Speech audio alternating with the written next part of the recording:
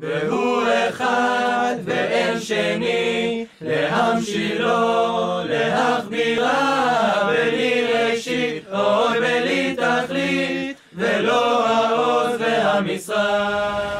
In this week's parsha, we learn of the election of Yoshua ben Nun. The parsha says that Yoshua ben Nun was full of the spirit of wisdom because Moshe placed his hands upon him, gave him smicha. The implication being that somehow Moshe actually gave him part of his wisdom, passed on to him his wisdom. But when we read the parallel description in Sefer Bamidbar, something else altogether appears.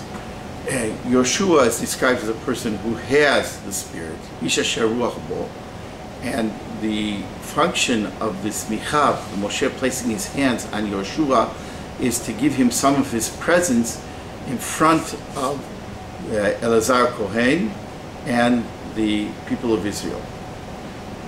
This seeming contradiction can be explained in the following fashion. We are all full of potential in various realms, including potential to think and to make wise decisions. But very often we don't fulfill that potential because of a lack of confidence.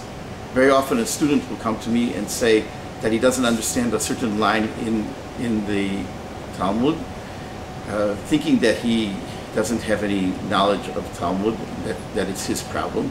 And then I show him that actually his question on the Talmud was a question that was asked by the great commentators throughout the generations, that actually he understood the sentence very well. In order for a person to fulfill his potential, he needs a sense of confidence.